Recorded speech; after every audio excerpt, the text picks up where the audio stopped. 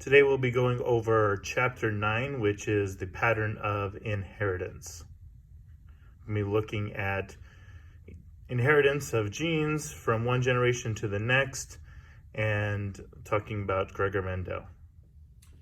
Before we jump into inheritance and the story of Gregor Mendel, we're going to need to get some definitions out of the way so we know exactly what we're talking about here.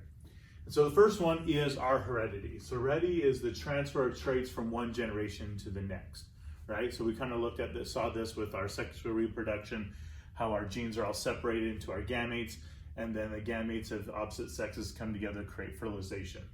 So that's how we transfer from one generation to the next. And so we call that heredity. So genetics is the scientific study of heredity, being able to study that passing of genetics from one generation to the next, or heredity. And then we have two groups here that are kind of similar. I'm going to use these a lot interchangeably. So the first thing is our character. So our character is the heritable feature. So this is like your height, your eye color, your hair color, whether or not you have a widow's peak, whether or not you have elf ears, all these different types of characters that are in your genes, all right? But it's actually your trait that is the specific feature of that character. So I'm jumping from gene here really quick. So our trait is a specific feature that will be inherited. So here the character is eye color, but the trait would be blue eyes, right? So eye color has multiple traits. It can have blue eyes, brown eyes, hazel eyes, green eyes, all those different things. Same with hair color. Hair color is the character, and it has a whole bunch of traits like blonde hair or brown hair or red hair or black hair. All right, so those are kind of the difference there. And so when we talk about character, we're also a lot of the time referring to the gene. So we'll say the gene for hair color, all right, or the gene for eye color. So the sequence of DNA coding for that character. So that's the actual A, T, C's, and G's that make up that character. Now your allele is going to be kind of similar as trait. So you would say, oh, this is the gene for hair color, but the allele is going to be the specific color of that hair, brown hair. So that's the allele. So character and trait is kind of more of the generalized way of saying these, where gene and allele are kind of more of the scientific way.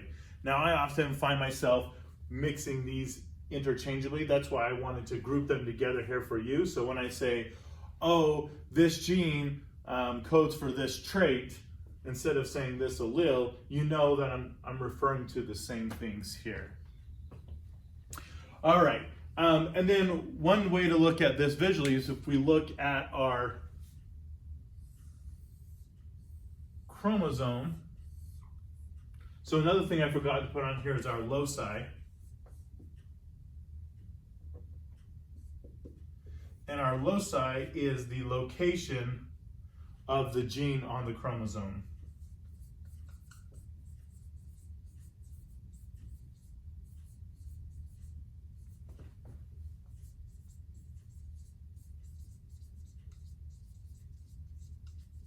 So there's databases that will say, oh, the gene for hair color is on chromosome 1, loci 5, which means that you go to chromosome 1 and then count down to 5, and that's where that's found. So that's what the loci is.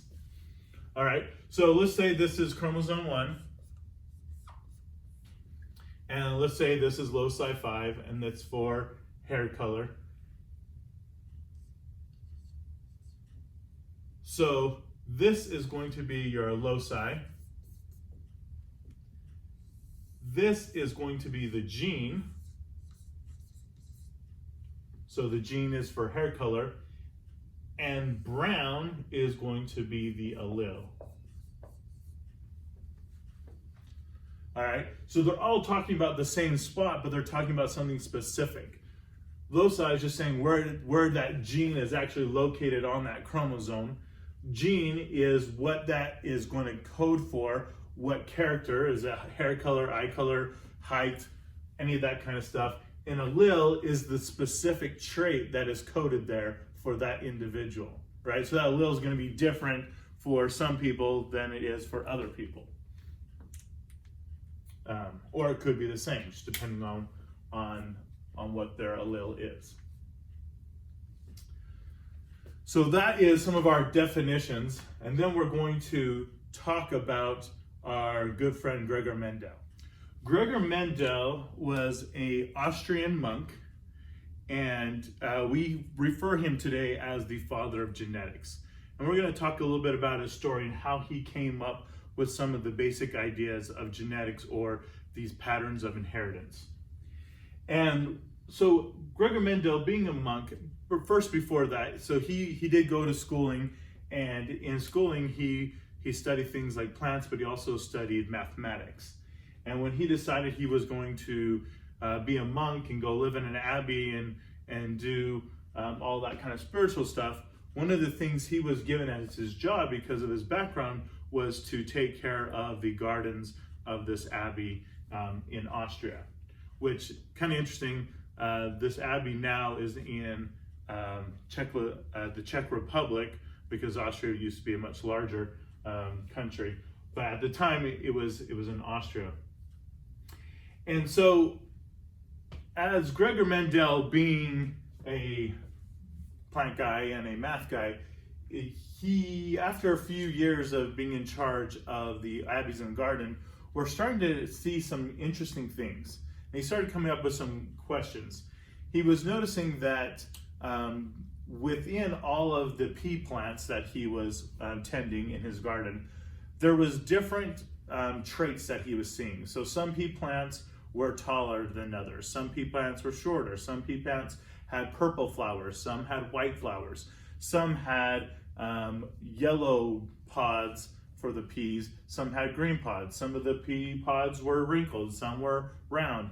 So he was seeing all these different traits of the pea plant, and he was wondering what made it determine how the next level of offspring would have which trait based off of what the trait was of the parents. And so he decided he was going to run an experiment. And the first thing he did was he wanted to make sure that his experiment was showing something that was true breeding pea plants. And so he took flowers that pea plants that had purple flowers, and he mated them with other pea plants that had purple flowers, or pollinated, however you want to use it.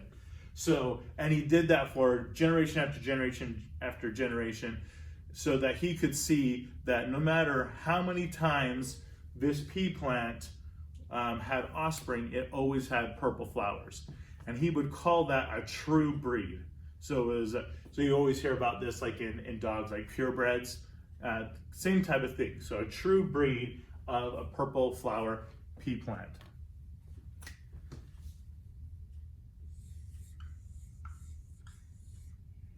And so here he has his purple flower pea plant. Well, then the other main color that he saw with the pea plants for the flowers was white.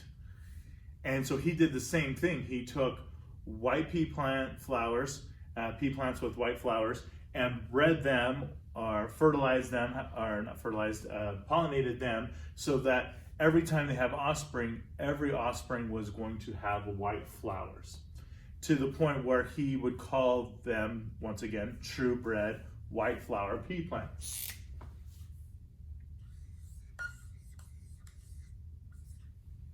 So we have these purple flower true bred and a white flower true bred pea plant. And now this is where he wanted to throw in his experiment. He wondered what would happen now that I had these two different traits, purple flowers, white flowers. What would happen if I bred them together? What would their offspring be? And that's what he did.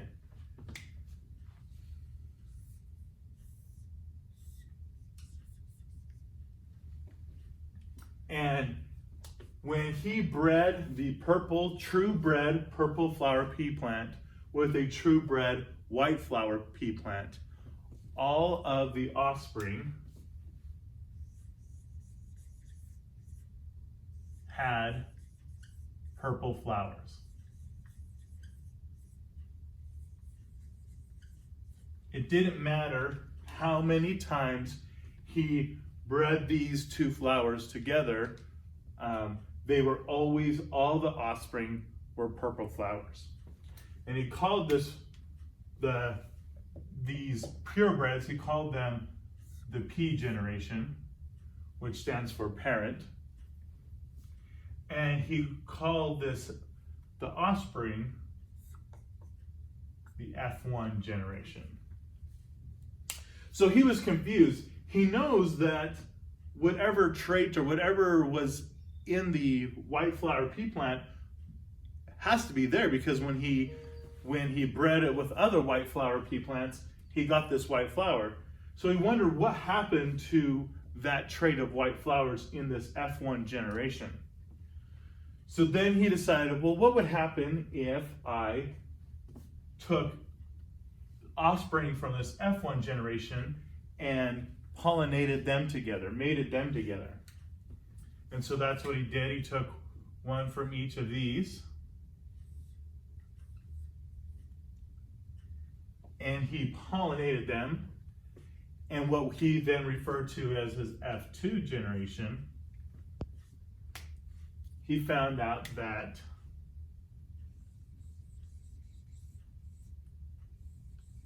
for every 3 purple flower pea plants, there was 1 white flower pea plant in this F2 generation. And so we still see that this parent, this true bred white flower pea plant, still was able to have its trait passed on, but it took 2 generations for it to come about. And so he started wondering, well, why is that the case? Why didn't we see any of it here? Why did we see only a little bit of it here? And him being a mathematician, he utilized something called a Punnett square. And he decided that he was going to make some assumptions here. And the assumption was that here in our purple flower pea plant, there are 2 options for this flower that could send. And because it is purple flower true bred, both the options must be purple, right? So both types of trait that it could send would be purple. And that here in the white one, it also had 2 that it could send, but because it's a purebred, it would only be able to send white. And so he said, okay, there's these inheritable things that pass on from one generation to the next, and there's 2 of them, and the purebreds only have the same one. And so he wrote that out here in what we call this Punnett square, so this mathematical type of a square.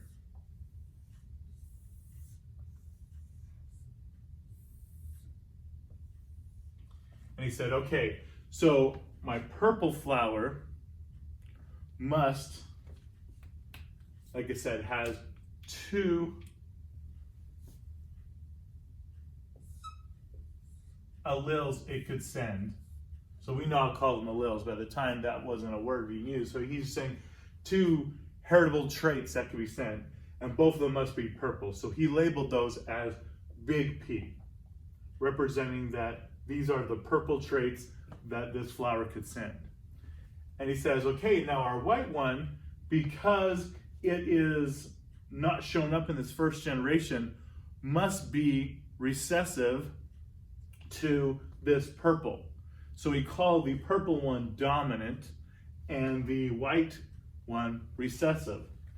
And he labeled the white trait as lowercase p, representing that it was recessive to the dominant one. So here we had 2 lowercase p's representing our true bred white flower, and 2 uppercase p's representing our purple flower. And then using this Punnett square, you can say, all right, this purple flower can give either a big P or big P to its offspring. And so we just fill that out here. Big P, big P. So these squares represent their offspring. Big P, big P. And then likewise, our white one can only send the white, because it's purebred, the white flower trait.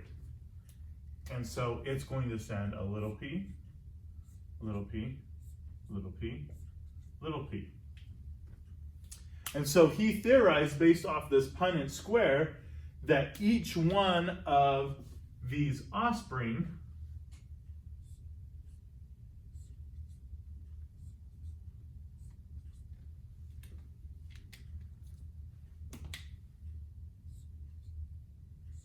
carried one purple flower trait and one white flower trait. But because the purple flower trait is dominant over the recessive white flower trait, the only color that we saw in those flowers was purple. But that trait still remained in every one of the offspring, that white flower. And to show that, he said, okay, what happens if I change this Punnett square?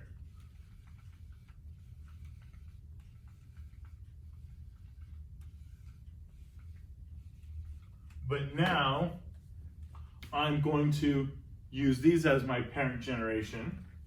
So you're going to have a generation that's big P, little p, and big P, little p. Right? So each one of these flowers can send either a big P to its offspring or a little p to its offspring. So if we fill out this Punnett square,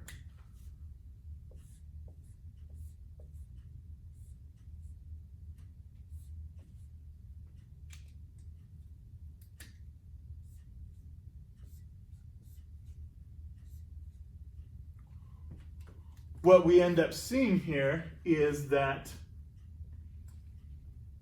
of our next generation, roughly 1/4 will be little p, just like our original purebred parent.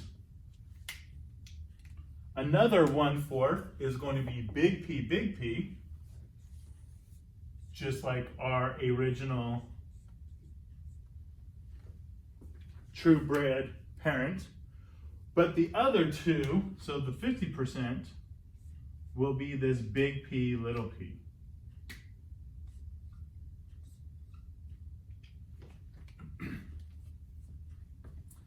And so this big P, so what we end up seeing with this generation is that for every 3 purple flowers, 1 will be white.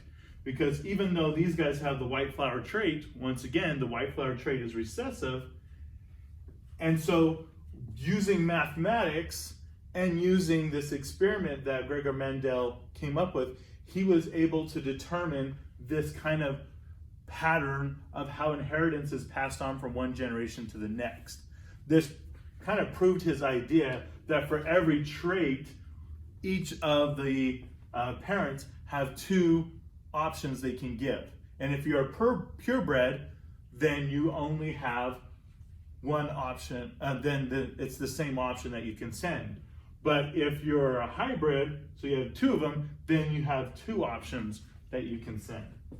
And we now refer to these to things called, we call it homozygous dominant.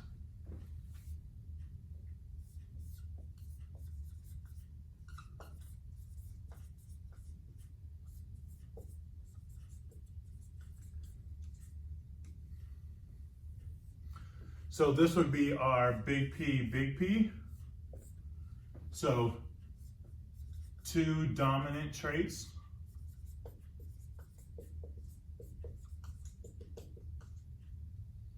We could have homozygous recessive.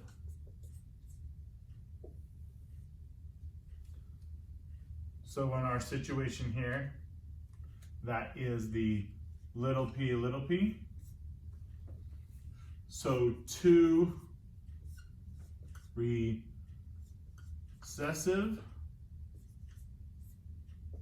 traits, or we could have heterozygous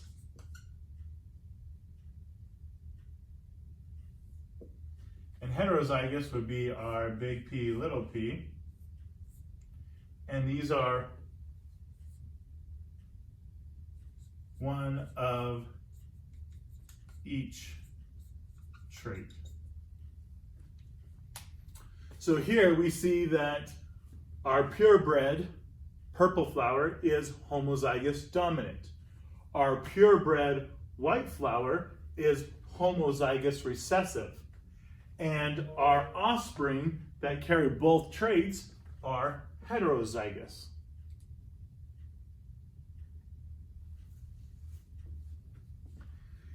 And so this was quite a big breakthrough for Gregor Mendel, that he was able to show that traits can be transferred from one generation to another, but that you could predict what the offspring would look like based off of using this kind of mathematical formula.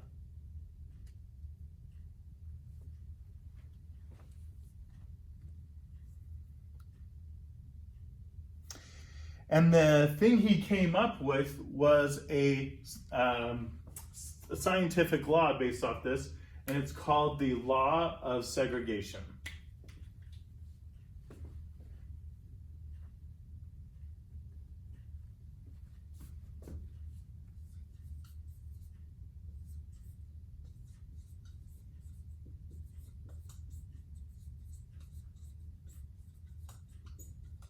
So the law of segregation of traits. And pretty much what this law means is that you received one trait for each gene from your mom and one trait from each gene from your dad.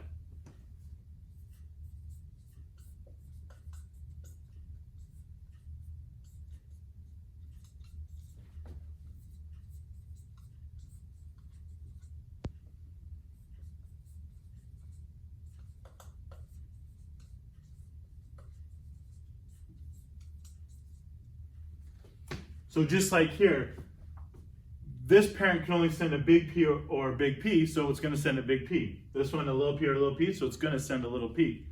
But here, these heterozygous ones, they have a chance of sending either a big P or a little p, right? And that's going to make up what these offspring are, right? So if this one sent a big P here, then it must have received a big P from that one. That's why this one now is big P, big P. If this one sent a big P here, then it must have received a little p here. Or if this one sent a little p here, then it must have sent a big P here. That's why these guys are big P, little p. If this one sent a little p here, then this one would also have sent a little p, and that's why this offspring is little p, little p. And this makes sense when we look back at meiosis, that what we talked about in the last chapter is how we separated all of our genes into 4 different gametes, so either the eggs or the sperm, and we separated all of our homologous chromosomes, right? So we had our homologous chromosomes, one came from mom, one came from dad. So that's what you can see these as being homologous chromosomes, one from mom, one from dad. But we had to split those up into the sperm or the egg, and depending on which egg and which sperm came together, determined what type of offspring you are or that you have. And so that makes a whole bunch of sense. Now, we didn't know about meiosis and mitosis and everything like that until well after this. This all happened in the 1860s. So Gregor Mendel did all this work in the 1860s.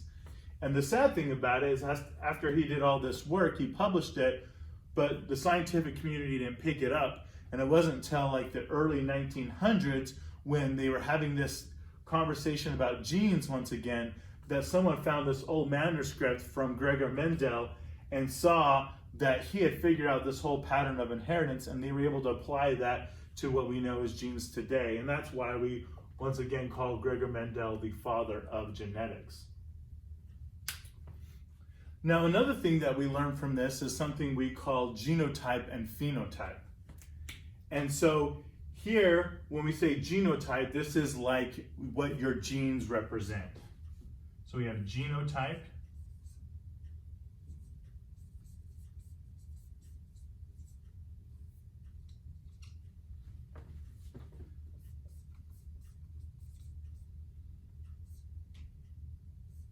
I'm going to say actual allele. So here are these purple flower plants are all purple, but they don't always have the same genotype. So this one, this true bred, has a big P. This hybrid, or this heterozygous, has a big P, little p. And this recessive homologous has little p. So this is the actual alleles. That's what we call our genotype. Our genotype can be different from our phenotype.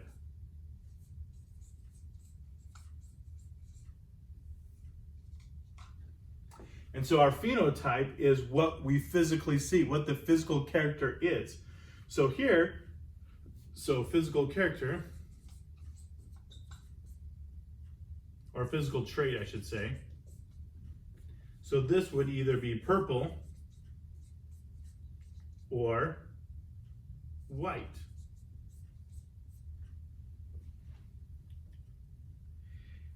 And then we have this thing that we call up with phenotypic and genotypic ratios. So if we look at this, we would say, what is the genotypic ratio of the F generation breeding to create the F2 generation? And the genotypic ratio is going to be 1 to 2 to 1. So in other words, for every one purebred dominant, you're going to have 2 heterozygous and 1 purebred recessive. So 1 to 2 to 1. That's the genotypic ratio.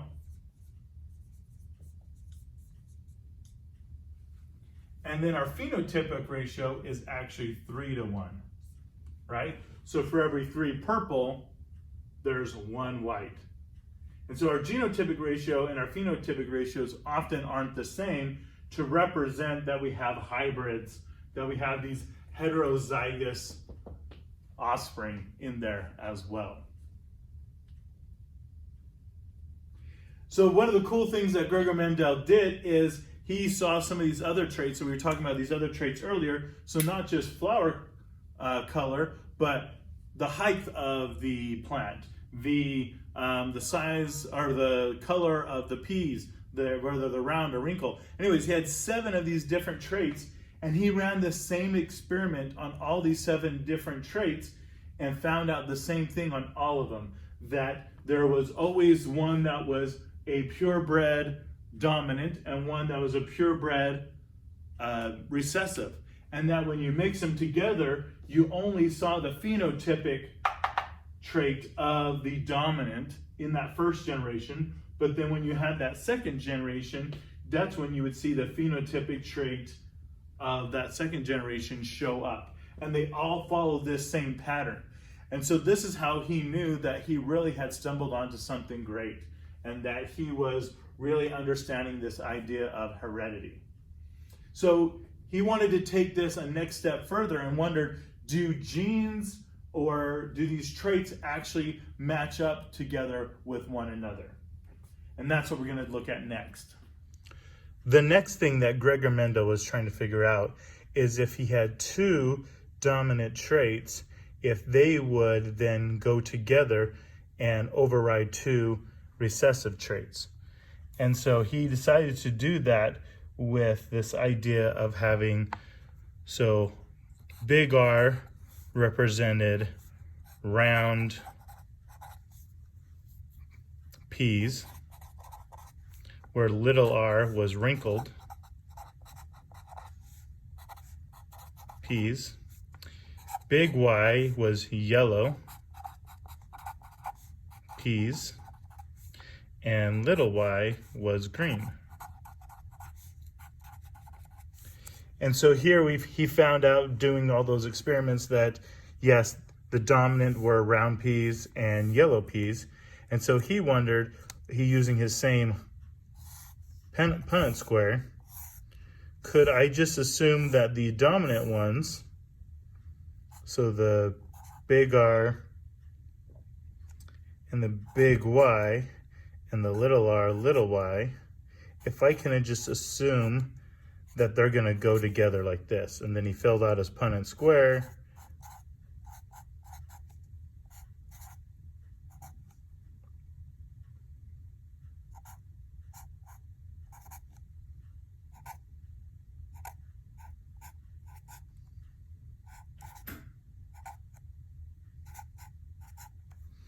So he thought he would end up with a phenotypic ratio of one round yellow pea, round and yellow peas, and then one wrinkled and green. So just looking at the phenotypes there. So he went ahead and he ran the experiment, and that's not what he got at all. What he ended up getting was a ratio where he would have, for every round yellow, so he would get 9 of those. Then he would end up with 3 that were round green, 3 that were wrinkled yellow, and 1 that was round and green.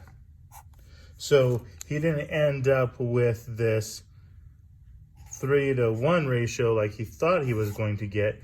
He ended up with this 9-to-3 to 3-to-1 ratio. And what he determined is that each one of our our traits need to be independently assorted. And that's when he came up with the law of independent assortment.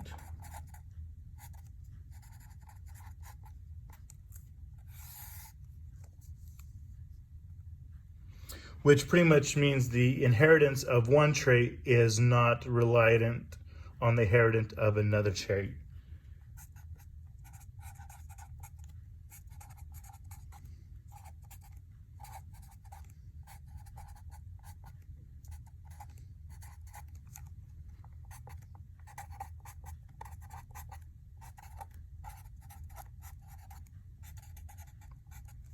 So they were all independently assorted.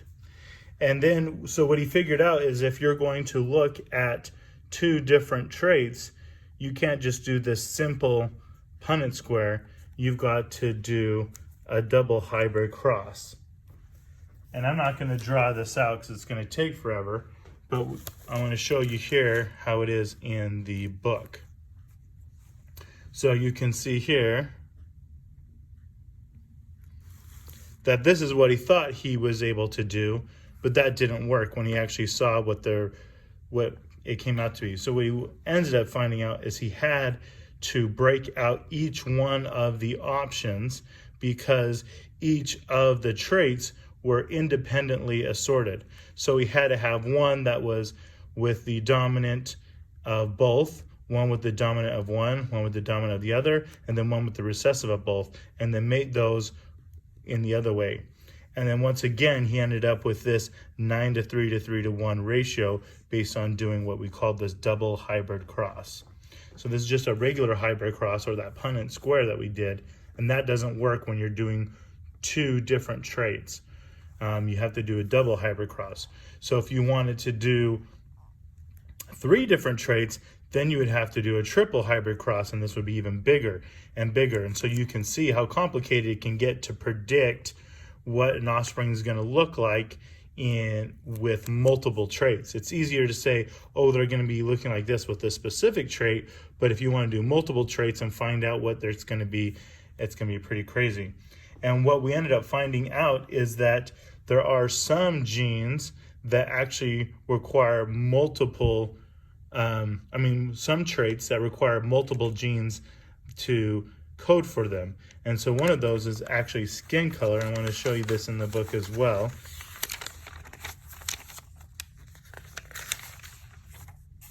So here you see that we have these multiple genes, so there's 8 of them, that code for the skin color. And that's how we can see such a wide range of skin color in the human population, because of all the different genes that are needed. So not 8, but there's 4. All the different genes that code for skin color. All right, so then we're going to see what happens when things don't always work right with Gregor Mendel's laws. So what we've come to find out is that why Gregor Mendel came up with the very basics of inheritance with our 2 laws, the law of segregation of traits and the law of independent assortment. There are some exceptions to those laws, and there are a bunch of genes out there that are reliant on multiple, so traits out there that are reliant on multiple genes to find out what those are. And so they don't follow exactly his patterns as well. And so we're going to look at some of our exceptions to those laws. And the first one is going to be our incomplete dominance. And this is when the dominant trait doesn't completely override the recessive trait, causing a 3rd trait. And so let's do this with another flower example. So let's say we have a red flower that is dominant and a white flower that is recessive. So we have big R, and little r. Now when we mate these together to create our generation, what we end up finding out, so what we saw before was that the dominant trait was the phenotype for all of that next generation. But what we end up seeing here is that because this white flower is not completely dominant, or the red flower that is, we end up with a 3rd trait, and we end up with pink flowers. So all of these, once again, are going to be big R, little r. And in this case where we have incomplete dominance, we have that 3rd trait. So anyone that is heterozygous is actually going to be pink, not red or white. Once again, if we were to mate these 2 together, this generation, what we would end up is with a phenotypic ratio that's similar to the genotypic ratio. So 1 red for every 2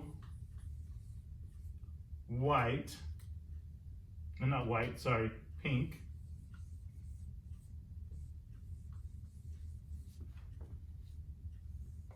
To 1 white.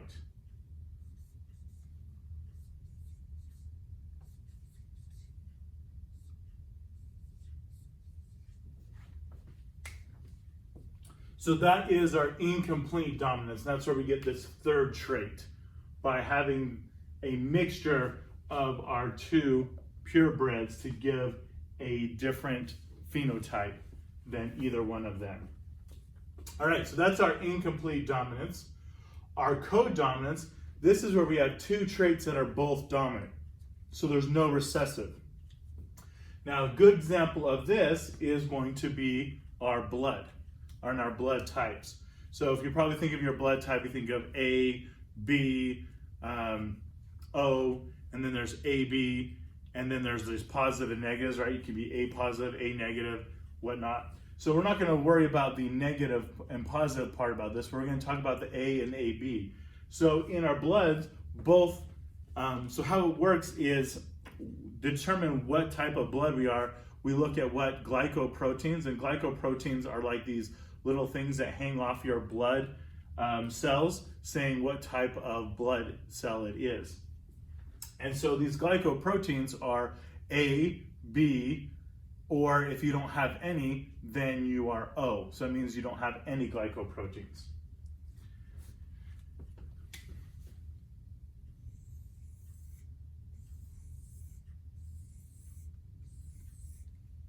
I should just erase this.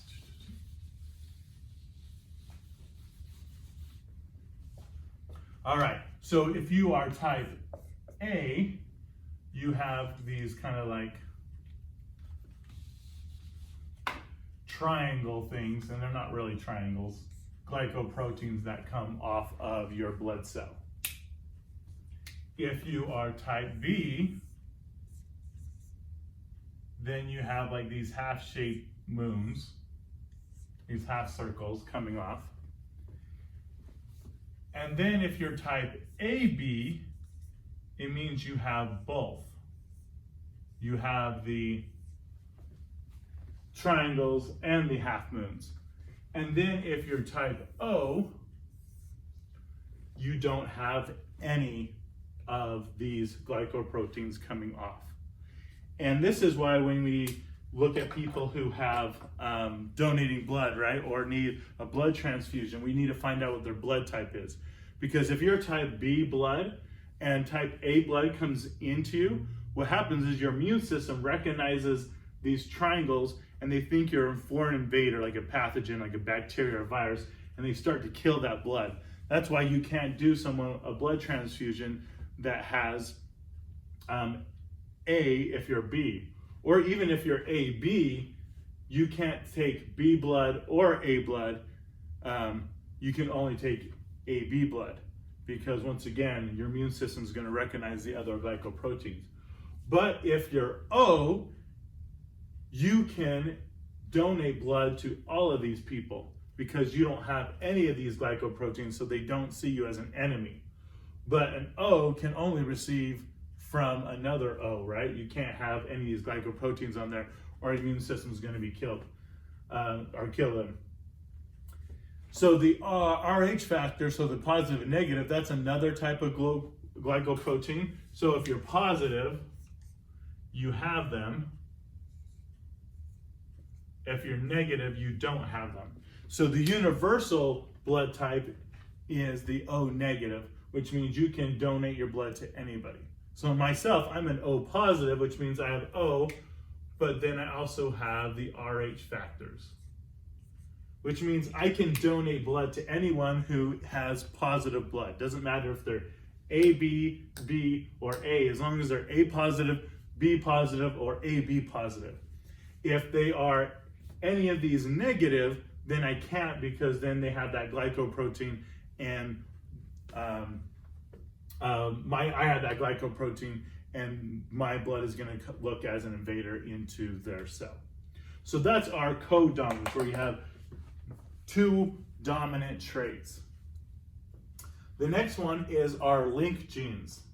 So these are genes that are close to each other on the chromosome. So when we talked about independent assortment, we're saying that just because the pea plant is tall doesn't always mean it's going to have purple flowers, because you're not looking at the two dominant. That isn't always the case, right? So they were independently assorted.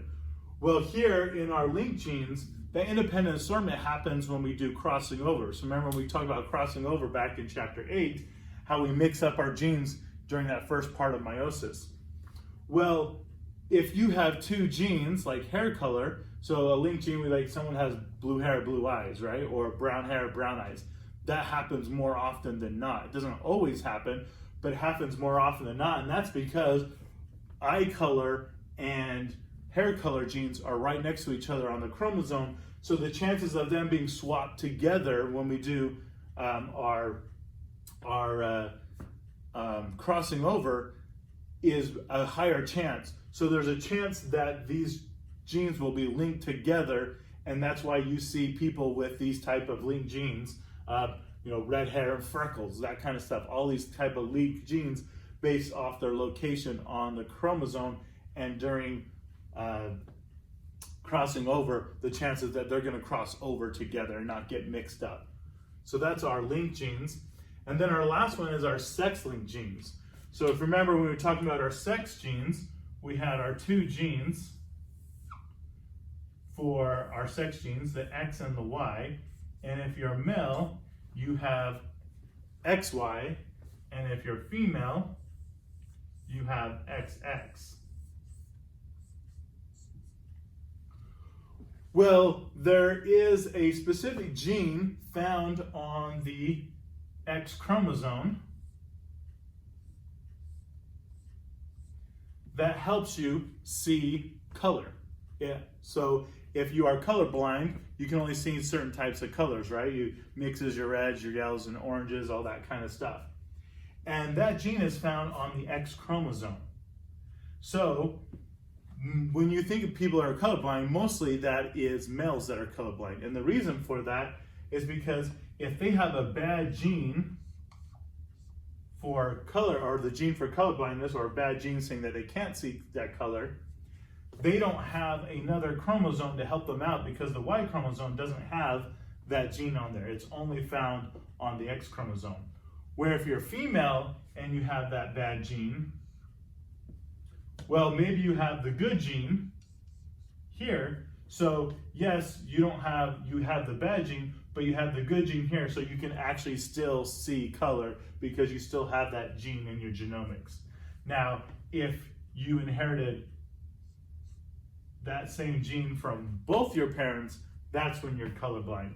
That's why we see mostly our females are not colorblind and our males are colorblind when they are colorblind. So what I should say is more males are colorblind than females are because males don't have that other gene helping them out, where our females do. All right, so those are some of the exceptions to Gregor Mendel. Once again, he was a great scientist. He helped shape a lot of what we know about modern day genetics today. We take our very complicated modern day genetics, which we're going to talk about more in chapter 10. But this kind of set the stage and allow us to know how the basic functions work so that when we get to the more complicated stuff, we can know and understand it. And that's the end of chapter 9.